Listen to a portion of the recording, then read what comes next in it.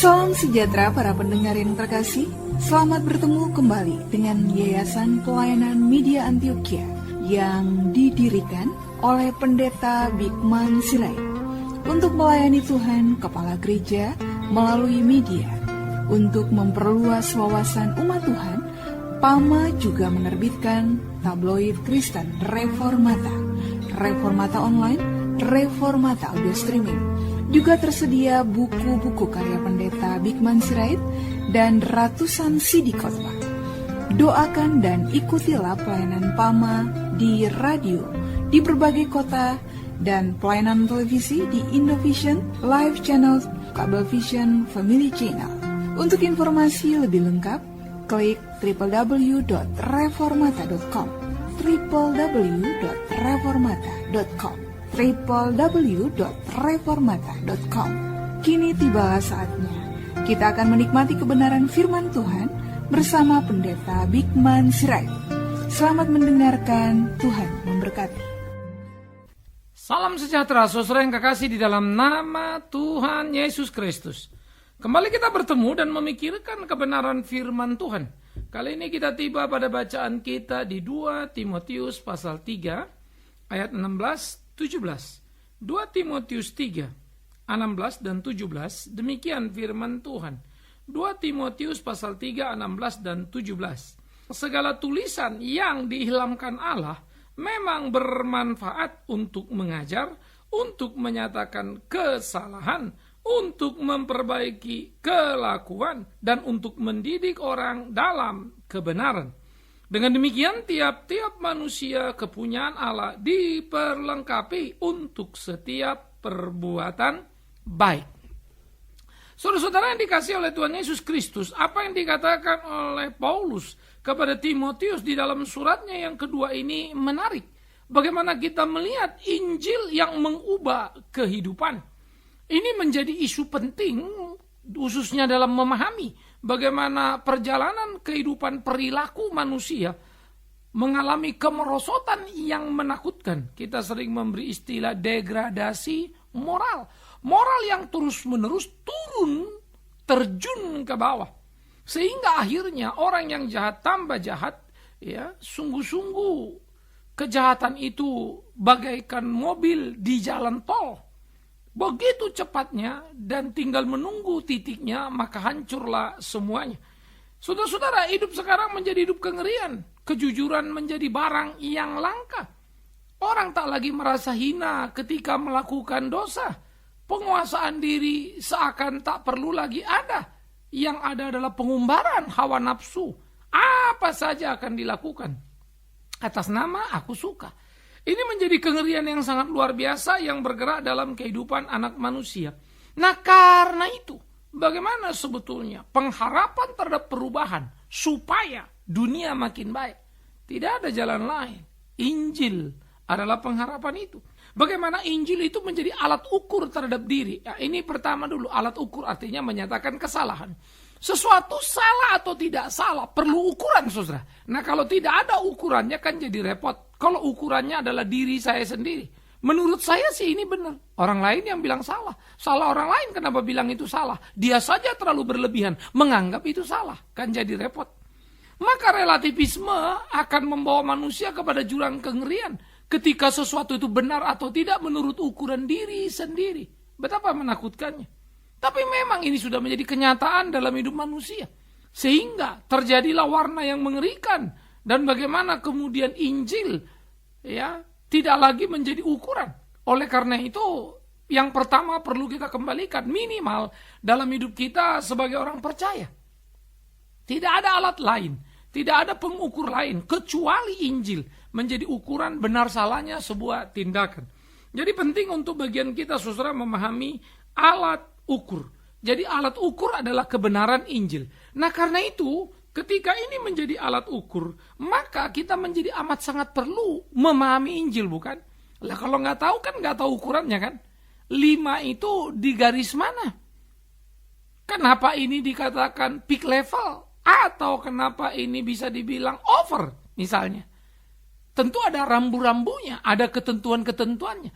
Nah, karena itu Injil sebagai garis kehidupan manusia alat ukur perilaku manusia, ada nggak orang membaca Injil itu? Nah, karena itulah kita harus baca. Baca sungguh-sungguh, perhatikan sungguh-sungguh, mengerti sungguh-sungguh. Jadi kita mesti baca semua. Kita mesti pahami itu semua. Sehingga kebenaran Injil inilah yang menjadi penting untuk kita pahami secara utuh. Mau apa dan mau bagaimana. Ini penting. Nah, oleh karena itulah saudara-saudara yang dikasihi oleh Tuhan Yesus Kristus. Disinilah kemudian kita melihat bagaimana kedaulatan Injil tadi itu menjadi alat ukur dalam semua perilaku manusia. Alat ukur dalam keseharian kita. Nah, biarkan itu ada dalam hidup kita. Menjalani hidup kita. Menjadi bagian dari hidup kita. Nah, alat ukur ini penting. Jadi mau nggak mau kan kita mesti tahu ya, bacalah Alkitab. Nah, saudara sebagai orang percaya selalu baca Alkitab nggak? Kalau saudara tidak baca Alkitab, gimana saudara tahu? Atau kalau saudara cuma baca kadang-kadang, mana mungkin mengerti sepenuhnya? Dan kalau tidak mengerti sepenuhnya, bagaimana bisa menyimpulkan ini benar atau salah? Jadi perlu tahu final, tahu tuntas, tahu penuh, baru bisa memberi kesimpulan. Nah, jadi inilah yang menjadi penggambaran penting. Inilah menjadi pembelajaran serius. Bagaimana seharusnya kita hidup dalam kehidupan kita, melakoni hari-hari kita. Sehingga ini menjadi bagian-bagian yang menjadi perlu untuk hidup kita berkenan kepada Tuhan. Alat ukur. Apa alat ukur itu? Injil itu. Jadi tahulah semuanya, ngertilah semuanya. Supaya kau tahu mana benar, mana salah. Mana prinsip, mana tidak. Dengan apa? Dengan membaca Injil. Injil menjadi alat ukurnya. Sama kalau kita bilang Indonesia punya KUHP misalnya ya, ada hukum perdatanya, kitab undang-undang hukum perdata, ada kitab undang-undang hukum pidana. Pasal berapa misalnya ya, butir yang mana mengatur apa. Oh, mencuri itu melanggar pasal sekian, butir sekian. Kalau korupsi itu yang ini dan seterusnya. Ini masuk jenis mana? Kan begitu. Sehingga perlu ahli hukum untuk mengerti. Maka begitulah orang Kristen harus menjadi ahli kitab pada dirinya. Artinya minimal memahami aturan-aturan main yang ada. Kalau tidak kan kita bisa gawat. Nah, lebih lagi tentu bagi para hamba Tuhan untuk menyuarakan kebenaran penting untuk mengerti. Sehingga tidak mengira-ngira karena itu bisa menjadi bahaya. Tapi bagaimana prinsip pentingnya dipahami supaya tepat arah. Nah, saudara-saudara, saya pikir inilah yang perlu untuk kita pahami, inilah yang perlu untuk kita mengerti bagaimana kita memperhatikan semuanya. Maka alat ukur ini harus ada dan alat ukur adalah Injil. Injil adalah alat ukur satu-satunya. Jadi tidak ada kebenaran lain atau peraturan lain yang bisa berbanding dengan Injil. Injil sebagai yang tertinggi, Injil yang termutlak. Maka kalau kita bilang dalam Republik Indonesia misalnya kehidupan kita punya undang-undang dasar bukan? Maka undang-undang harus dibuat dengan tidak melanggar undang-undang dasar sebagai undang-undang yang paling tinggi. Maka undang-undang dasar bikin undang-undang. Nanti kalau mau buat peraturan-peraturan daerah misalnya ya perda ya ataupun permen, peraturan menteri misalnya, tidak bisa kemudian melanggar undang-undang yang lebih tinggi dan seterusnya. Begitulah semuanya tunduk pada yang tertinggi yaitu undang-undang dasar. Maka di dalam aturan-aturan kekristenan keimanan, benar atau tidak benar, dosa atau bukan dosa, adalah Alkitab acuan tertingginya. Alkitab alat ukur tertingginya. Nah, ini menjadi ketentuan yang harus kita pegang bersama, saudaraku. Ketentuan ini yang harus kita pahami bersama, bagaimana kita hidup di dalamnya, ya, dihidupi olehnya. Alangkah amat sangat indahnya. Nah, inilah yang menjadi alat ukur penting dalam kehidupan tiap orang percaya. Jadi kita mesti tahu dulu dia sebagai alat ukur yang mengukur tiap tindakan kita, menguji tiap perilaku kita benar atau tidak benarnya. Yang kedua yang menjadi menarik, bagaimana kemudian dia bukan saja alat ukur, tetapi menjadi alat koreksi, saudara. Ini yang luar biasa.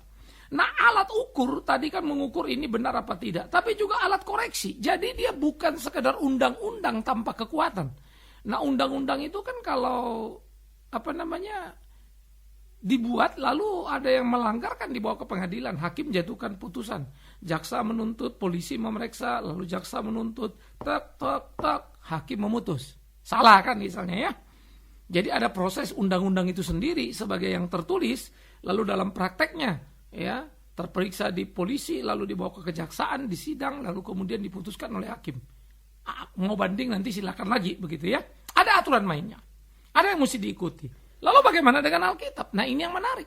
Karena Alkitab itu adalah peraturan pada dirinya sekaligus pengkoreksi. Jadi kalau dia bilang jangan mencuri dosa, Anda mencuri tidak perlu jaksa. Tidak perlu polisi, tidak perlu hakim untuk memutus Anda salah. Tidak perlu lagi. Kalau undang-undang tadi kan peraturan tadi, Anda salah diperiksa sama polisi, betul. Berkasnya dimasukin jaksa tuntut, benar nih segini. Baru hakim putuskan kan, supaya jangan ada yang dirugikan kan begitu. Tapi kalau dalam Alkitab, begitu Alkitab bilang mencuri dosa, Anda mencuri, Anda sudah dosa. Tinggal tunggu saja mati ke nerakanya, gitu lah.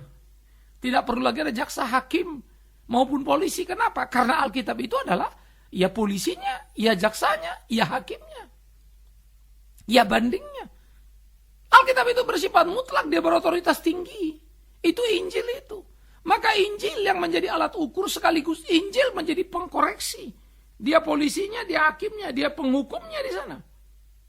Nah jadi saudara-saudara yang kekasih, disinilah pentingnya kita menyadari betul dan tidak bermain-main dengan Injil itu, memanipulasinya. Mungkin ketika kita memutarbalikkannya orang lain nggak tahu, orang lain nggak ngerti, karena orang lain mungkin bisa kita bodoh-bodohi, sehingga kita berpikir kita aman, kita tenang, kita tentram, bukan? Tetapi awas, tidak perlu orang lain mengatakan Anda salah. Hanya karena mereka bilang salah, Anda salah. Nggak perlu. Sebaliknya, kalaupun mereka bilang tidak salah, tidak berarti Anda juga tidak salah. Karena salah atau tidaknya Anda bukan pengakuan orang lain, tapi Injil itu. Sehingga secara personal kita bisa mengkoreksi diri. Bukan apa kata orang. Kata orang bisa dimanipulasi. Kata orang bisa dibuat manis. Saya bisa membayar orang untuk memuji saya. Saya bisa membayar orang untuk mempromosikan diri saya. Betapa amat sangat mudahnya. Tapi betulkah itu? Itu jadi persoalan. Saya bisa saja memuji orang karena orang itu baik pada saya. Saya meninggikan seseorang karena saya punya kepentingan. Tetapi kalau itu murni, sesungguhnya begitukah? Nah itu pertanyaan. Nah jadi saudara-saudara yang kekasih, inilah saya pikir yang menjadi perlu di dalam keimanan kita sebagai orang percaya, bagaimana kita hidup dan dihidupi oleh Injil yang benar itu. Sehingga hidup kita sungguh-sungguh hidup yang bertautan, berkesesuaian dengan kehendak Tuhan itu. Inilah yang jadi penting untuk kita lakoni, kita jalani dalam hidup sehari-hari kita. Sehingga betul-betul kehidupan kita menjadi hidup yang bernilai tinggi.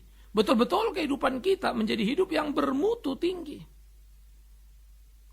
Hidup yang dikoreksi, diukur oleh Alkitab itu sekaligus kita menjadi punya respek yang tinggi. Tidak menunggu polisi menangkap kita. Tapi kita sudah tahu bahwa mencuri itu dosa. Dan kita tidak akan bisa lepas dari hukum Alkitab. Polisi bisa kita tipu, jaksa bisa kita akali, hakim bisa kita manipulasi.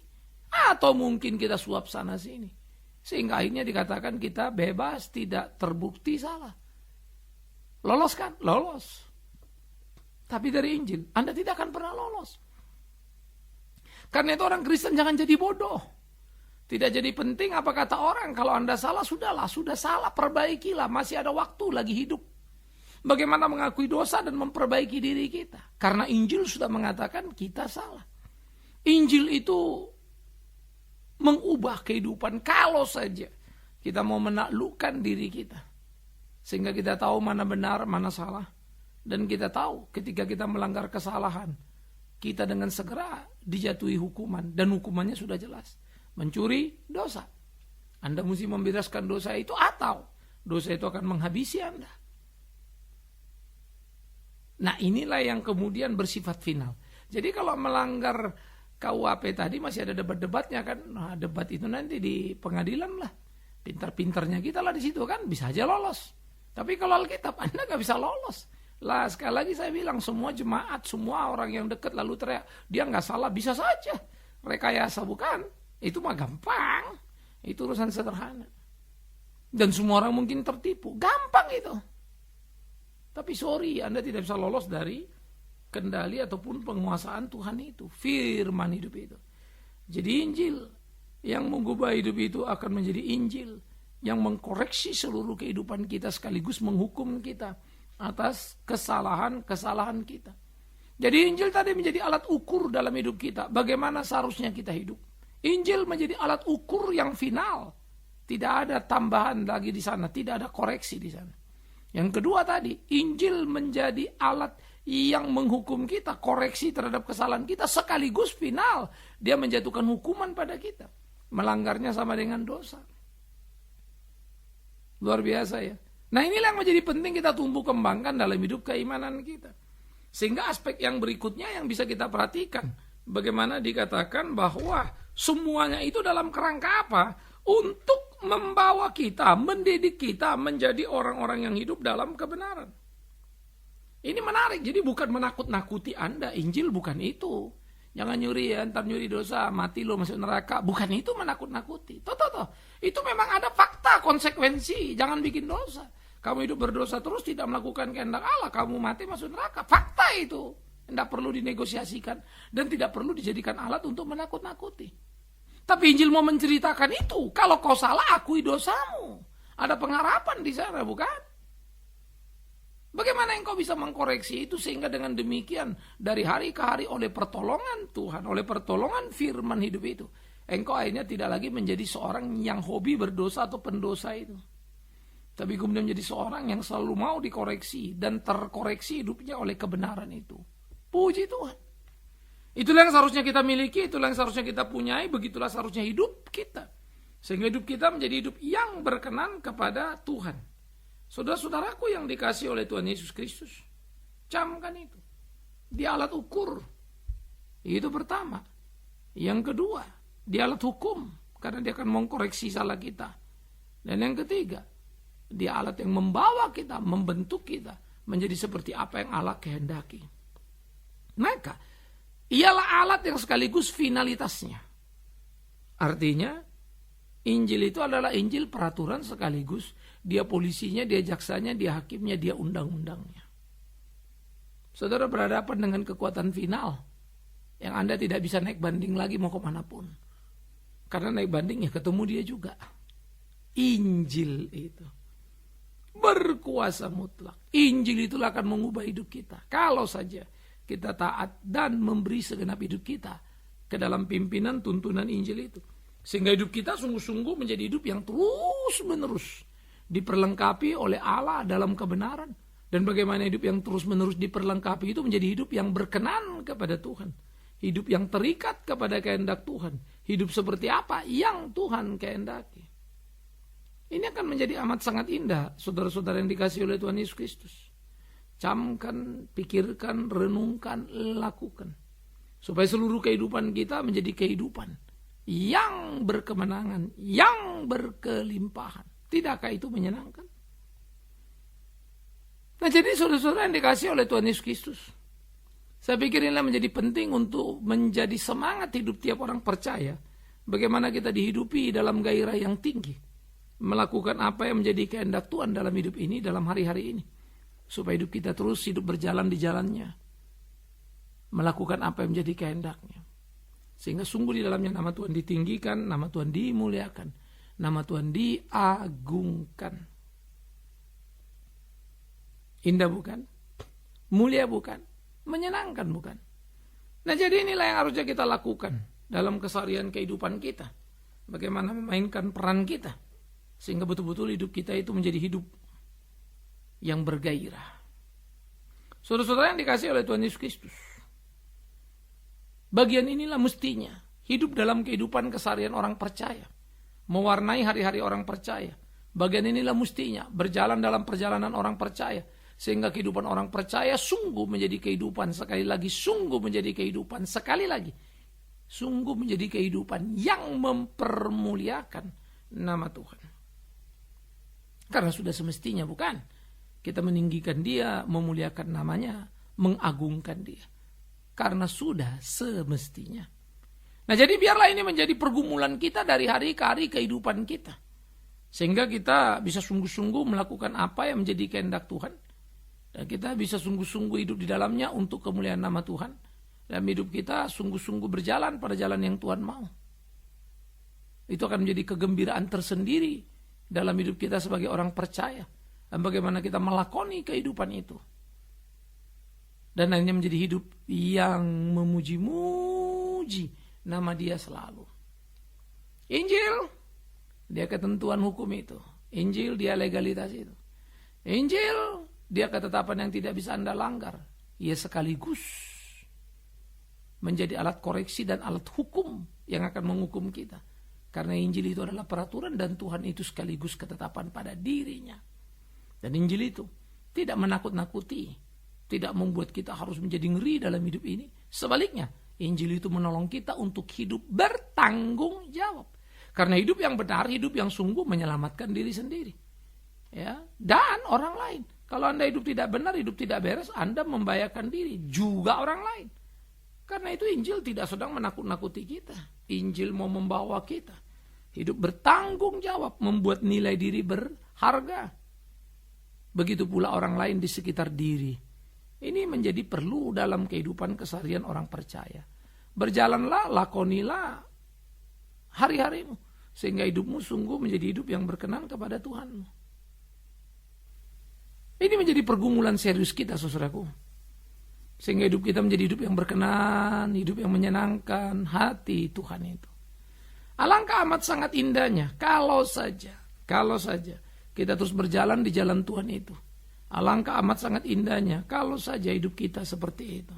Karena akhirnya kita akan terbentuk menjadi orang yang hidup bertanggung jawab tadi, menyenangkan Tuhan. Dan kita akan punya masa depan. Karena itu gapailah masa depanmu, gapailah kebahagiaanmu dengan menaklukkan dirimu kepada ketetapan Injil. Karena Injil akan mengubah hidupmu dari tidak berpengharapan menjadi berpengharapan, dari gelap menjadi terang benderang, dari tidak beratur menjadi beraturan. Sehingga sungguh dalam hidupmu engkau dirubah, dikuasai, dituntun, dipimpin terus oleh Injil itu. Nama Tuhan dipermuliakan di dalamnya. Engkau menjadi tangguh, engkau menjadi kuat, engkau menjadi luar biasa. Injil mengubah kehidupan kita.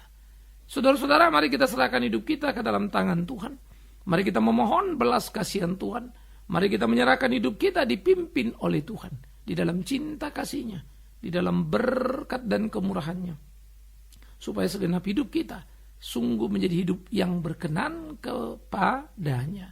Alangkah amat sangat luar biasa indahnya. Mari kita serahkan hidup kita. Mari kita jalani hari-hari kita.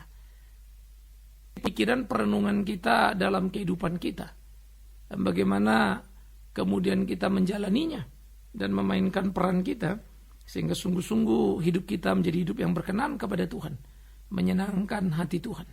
Bagaimana hidup kita sungguh-sungguh menjadi hidup yang berkehidupan. Yang di dalamnya Tuhan ditinggikan.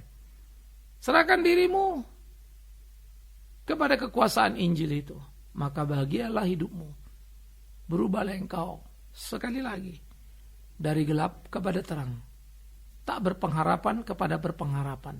Tiada kepastian pada kepastian. Hanya dengan hidup dikuasai oleh Injil, berjalan menurut Injil, sesuai kehendak Injil. Tidakkah itu menyenangkan? Cintailah Injil itu untuk membentuk diri kita. Pahami hukuman-hukumannya. Bukan untuk sebagai penakut-penakut diri kita. Tapi justru untuk membuat kita bertanggung jawab sepenuhnya. Tuhan menolong kita. Tuhan menyertai kita. Di pencarian kehidupan yang sejati. Amin. Mari kita berdoa. Tuhan, kami bersyukur berterima kasih untuk Injil hidup yang menghidupi kehidupan kami. Yang menuntun, membimbing kami dalam tiap langkah kami supaya hidup kami berkenan kepadamu. Seperti apa yang Tuhan mau. Karena itulah kami serahkan hari-hari kami ya Tuhan, tuntun pimpin. Sehingga perjalanan iman kami sungguh menjadi perjalanan iman yang senantiasa memuliakan nama Tuhan saja. Di dalamnya sungguh Tuhan ditinggikan, diagungkan. Terima kasih Bapa di dalam surga, kami serahkan segenap kehidupan kami ke dalam tangan pengasihan-Mu, tuntun pimpin kami dalam cinta kasih-Mu. Demi Yesus Kristus yang adalah Tuhan dan Juru Selamat kami hidup. Kami bersyukur, kami berterima kasih kepada Bapa di dalam sorga. Terpujilah Tuhan kami, kekal selama-lamanya. Amin. Kita telah mendengarkan firman Tuhan yang disampaikan oleh Pendeta Bikman Sirait. Bagi Anda yang merasa diberkati dan ingin menjadi mitra Pama dalam melayani melalui doa, daya dan dana, silakan menghubungi kami melalui telepon 021 3924229, 021 392 4229.